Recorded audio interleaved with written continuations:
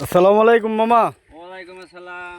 আপনার ডেউরি ক্ষেতের কি অবস্থা? ডেউরি ক্ষেতের অবস্থা তো তেমন একটা সুবিধা না, সার মার দিয়ে হইতাছি না, ক্ষেতের অবস্থা খারাপ, বীজ দিয়ে হইতাছি না। কে আপনারা কি সরকার থেকে কোনো অনুদান পান নাই? না না, কোনো অনুদান এলাকাতে আসে নাই। অনুদান তো দিব দিব দেয় না তো। শুনছি আমাদের ময়মনসিংহ বিভাগে অন্য ছাড়ে নাই তো। তা আপনারা কি কাগজপাতি জমা দিছেন? কাগজপাতি তো এলাকাতে বলে নাই, বললে তো জমা দিয়ে দিব।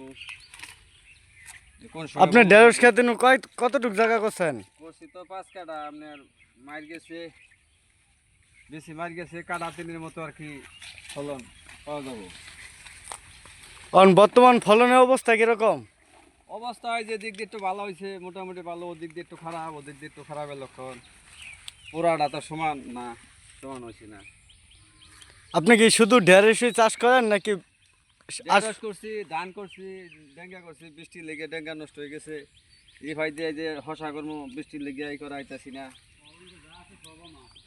এই দিক দিয়ে যে আপনার বন্ধগুলো রোয়া রয়েছে, ফসল খুব ভালো দিলে ভালো হয়েছে, ধানের ফসল। এই পুরাটুক বন্ধ কি আপনারই? পুরা টুকি তো লাগাইছি ইন্ডিয়া, অল্প কিছু আছে অন্য জনের, আর আমি নিজে লাগাইছি। ভয় কি করে নিছি, কাজনা করে নিয়ে লাগাইছি আর কি, মানুষের অন্য মাসের জন্য। তা আপনি যে ইবা যে ঢেঁড়স খেতে এতগুলা টাকা ক্ষতি করছেন, এটা কি ক্ষতিপূরণ উঠে হবে?